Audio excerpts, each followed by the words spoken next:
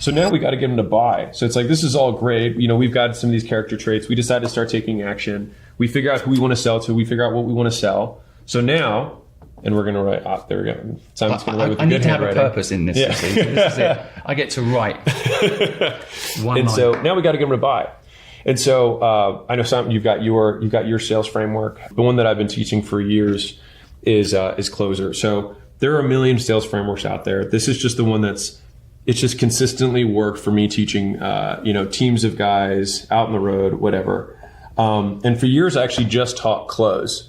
And it was only probably in the last 4 or 5 years that I added the R on there. Hope you trademark this. Yeah, I don't know. Who knows? Closer. I hope everyone just learns how to sell. So the first thing is like, basically, okay, now that I'm in front of this who and I've got the what, how do I get them to give me money? And so this is basically a structure for a conversation, which is the first thing that we like to do is clarify why they're there. So the person, and the nice thing with any sales conversation is that there's always something that someone has done to indicate interest. Like you can't, unless someone is still listening to you, they opened the door, they clicked on the email, they responded with a comment, they DM'd you, they opted in on your site. Like someone has to take some initial move towards you in order to, they indicate interest. And so all you have to do then is just ask them why. So you say, hey, why'd you respond to my post? Hey, why did you DM me? Hey, why did you opt in on my site? And you're just asking them why. You're clarifying the problem, right? And so the second step, and this is all listening, right? You're just asking questions. So what brought you in today? What was the main reason? What are you struggling with right now? And then, and this is just a very small step, but super important, which is we label them with a problem. And so say, okay, I got it, John. So it sounds like you're here and you want to get here. And this has been the thing in your way. Does that sound about right? And this is also active listening. So for me, from a rapport building perspective, if you say back to someone what they just said, they're like, oh, this guy's great. This guy's brilliant. Yeah. Charismatic. Yeah, right, exactly. And so we label them a problem and we have, you're here, you want to get here, here's this gap. Okay.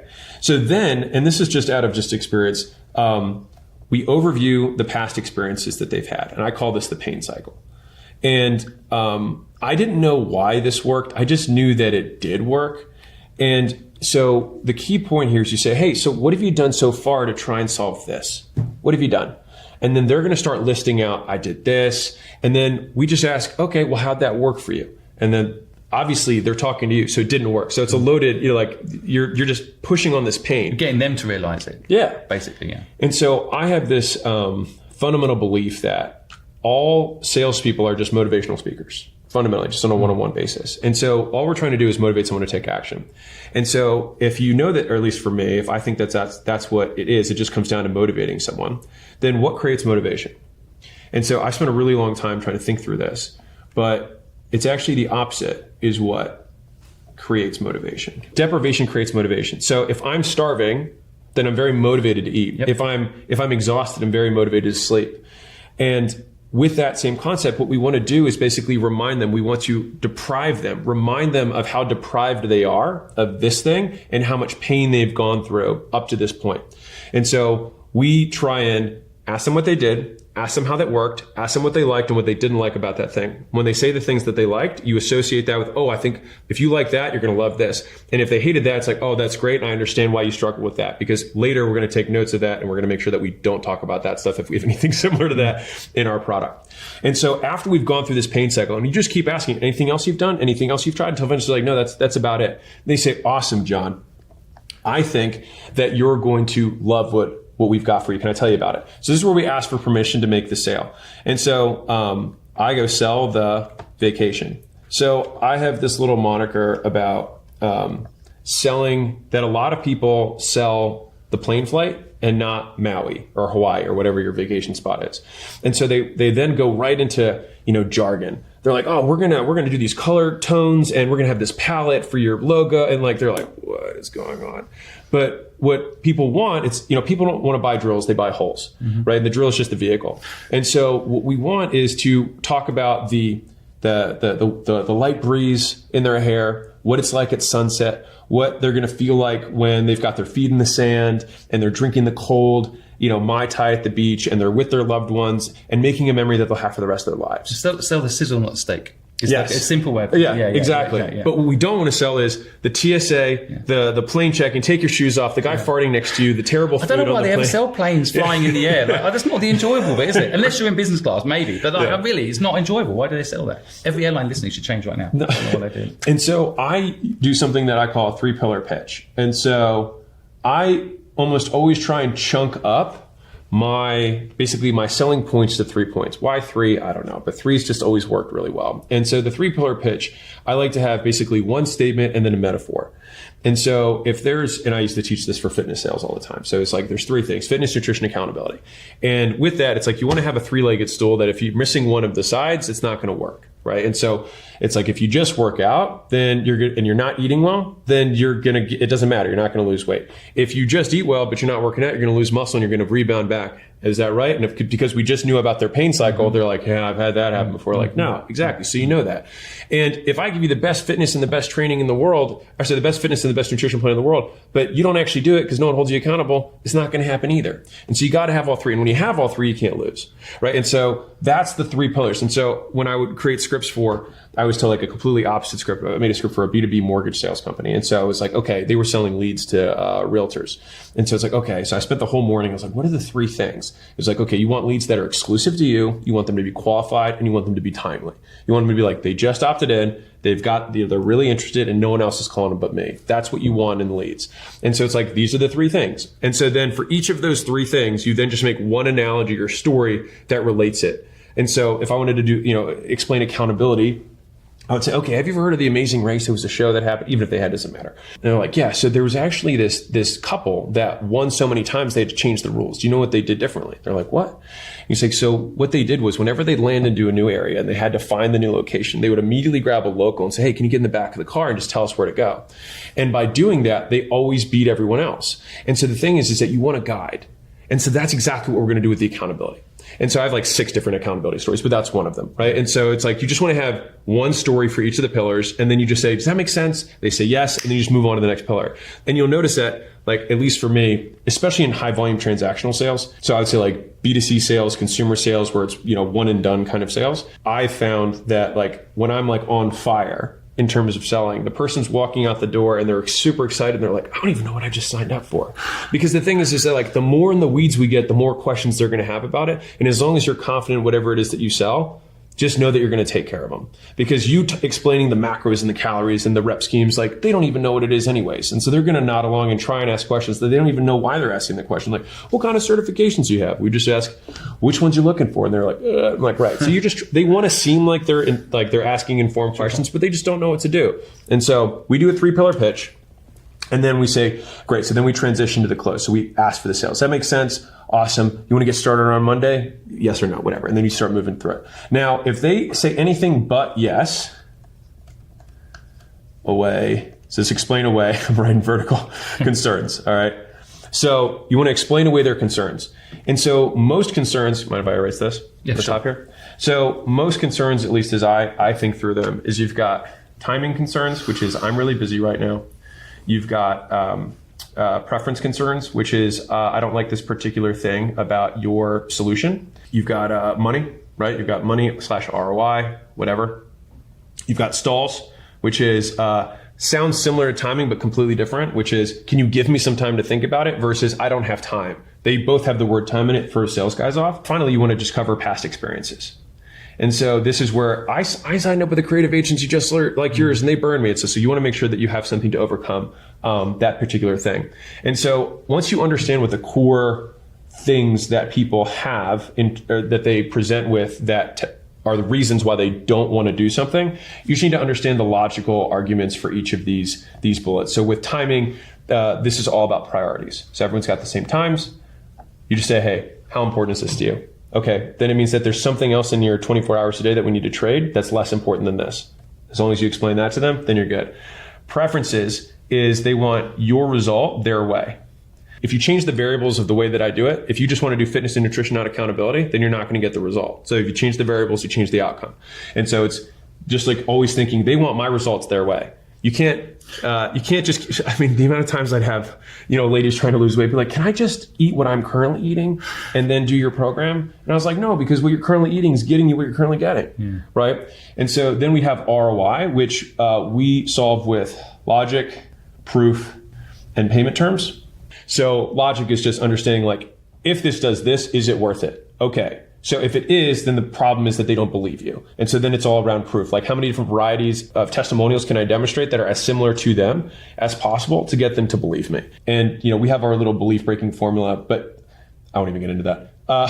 And then you've got payment terms. So it's like, okay, the person logically understands, they believe they could happen. Then it just gets into logistics of payment, which is like, okay, can you break this up for me? Can I do half now, half later, whatever. You've got stalls, which is, again, I need to think about it. But here what we do is we walk them through a logical decision. So we say, okay, do you think that you'll be more successful if you do this than if you didn't do it? Yes. Okay. Do you think that if you do it on your own versus doing it with us, you'll get close to your goal? Yes. Do you have access or know somebody who has access to the money to get started? Yes, yes, yes. Great. Then you made a logical decision. And so a lot of people are just afraid of making mistakes. And so with stalls, we want to figure out what the fear is. And so the number one triage question that we ask is, if you have less rapport, we just say, what's your main concern? If you have a little bit more rapport, I just ask, like, what are you afraid of having happen? And you can lower your voice a little bit. And they're like, I just don't want my husband to say that I spent money on this thing again. And you're like, I totally understand. What if this is the thing that 5 years from now you look back on and you're like, what if I hadn't done that? And you're sitting there, completely changed your lifestyle, and your husband and you guys are so much better now. I was like, what if you look back on this one moment? Because I think about this with my wife. I'm swiping on my phone. If I had swiped left on the app and I hadn't met Layla, my life would be completely different than it is right now, 8 or 9 years later. And so it's like, I just don't want that to happen to you. You're like, oh man, okay. And so then, I didn't know you met in an app, did you? Yeah. Should we give him a plug? Who was it? It was Bumble. Oh, really? There you go, Bumble. Yeah. Well done. And so this is, so if someone has a past experience, so that, hey, I worked with a creative agency before and it didn't work. Therefore, you won't work. Yeah. And so I have yet to have an overcome here. There's also decision maker. I use case studies for this one, by the way. This one's killer. Yeah. So I'll tell you how I do it. So with Burn You Twice, you just say, listen, you had something bad that happened in the past. And the only thing worse than having a bad investment is letting a bad investment prevent you from making a good one right now. Great. And so then we do a metaphor. So it's like, hey, are you married? A lot of times if you're old, like they're like, yeah, you're with somebody. Yes. Okay. Did you ever date anybody before that person? Yeah. Did you ever date anybody like middle school or high school? Yeah. Now imagine after your first middle school boyfriend or girlfriend, you said, exactly. So it just means that person wasn't right for you. It doesn't mean that all people aren't right for you. Yeah. And so there's a big difference. And so they're like, oh, I get it. It's like, you don't want to let that person burn you twice. Once for when it happened and once when it stops you from having the good thing. And then there's decision maker, which is I don't have the authority to make the decision. I don't bring that one up because it's one of the hardest ones to overcome. And people have a lot of harsh beliefs in the comments about how I overcome this stuff. Because they're like, you should always get permission from the spouse. And it depends. If you're buying a house, yeah, you're going to need permission from the spouse. Kind of. Yeah, right. And so obviously you want to bring that person. If you know that whatever you sell requires somebody else, you want to make sure the decision makers are on the call. But there are times when you're in a selling situation where like you've got one shot. And so for us, I try to overcome decision maker or authority to make the decision by first saying, okay, well, what if they say no? And so if I have a guy, I'll lean into his ego and I'll be like, what if your wife doesn't give you permission? Yeah. Better ask for forgiveness than permission. Oh, yeah. I use that at the very end. Yeah. But yeah, so what if she doesn't give you permission? Because then it makes them really, and they're like, no, I could, and it's like, oh, great, let's get you going. You know what I mean? As soon as they bounce back, you're good. But if they say, no, I wouldn't do it, then you say, well, what do you think they'd be against? So now I'm now isolating towards variables. Like what are the actual things that they would say no to? Because I can overcome that, not the decision. And so they're like, oh, they'd be over, it'd be this particular thing. But now I'm off decision. Now, if they're still like, no, it doesn't matter, then it's like, okay, well, do they know that you're here right now? They know that you're struggling with this thing. Yeah, they know that you're struggling. Do they approve of that? Well, they don't, no, they don't approve of it. They're not happy that I'm struggling with this. It's like, oh, then why would they be against something that they already don't approve of? So they're relying on past agreements. So it's like, you already have the permission. They know that you're struggling. Why wouldn't they want you to solve it? And it's like, well, if your wife's anything like my wife, like we end up making it work in the end anyways, right? And then we'll go into, I think you might be asking for permission instead of support. Deep psychology you get into it. Like, started to be marriage counselor, isn't it? It's time you stood up for yourself, Well, because then you play it out and you say, listen, because if you don't do this and you don't do it because of your wife or whatever, because let's say you go home and she says no. Okay, fine. Well, play this forward 5 years. your business isn't in the place you want it to be. You're not at the weight you want to be. You have this back pain you want, whatever the thing that you sell around is. It's like 5 years from now, who are you going to blame? You going to blame her? Or you going to blame you? I don't think it's fair to either of you. Because at the end of the day, it's your life and you got to be able to make these decisions. Now, again, I just think, and this is where you go into like, I think you're asking for permission when you really just need support. By the way, Amazon do a brilliant job of ticking most of these off, but just saying, we'll give you a refund, you can send it back and it won't cost you anything. So my wife gets a package a day and she's like, don't worry. If you don't like it, I can send it back. So like, I don't object, and it's like, okay, fine. You know, I don't see much going back. But the point is, you can just get rid of it by money back guarantee, or giving people some comfort. 100%. Or delay, or you can do a delay pay with the payment term. You say, hey, just say yes now, sign the contract. I'll delay the payment till Friday. And between now and then, if you go home and your husband says, no, sweetie, I want you to live 10 years less long. I want you to be fat. I want you to have generational unhealth. If you really want to die young. Yeah, exactly. If he says that, you call me up first, I'll talk to him. But divorce lawyer. Exactly. Yeah. And so I make some jokes about it. And then the final one here is, let's assume you explain away their concern. They're like, yeah, I want to do it. And I added this one later, which is you reinforce the decision. And so one of the major things that happens, and I had to add this in because I wanted my sales guys to make sure that they completed the transition of the handoff to customer success and onboarding. And until I had this, it was just like, explain away their concerns, close the deal, and then it was like, I'm done. Yeah. And so it's like, no, we have to bridge this. We have to reinforce that they made a great call. So say, hey, right now I'm going to introduce you to Sarah. Sarah's going to get you started. Hey, Sarah, this is John. John's trying to retire his wife. John's trying to get in shape for a wedding, whatever it is.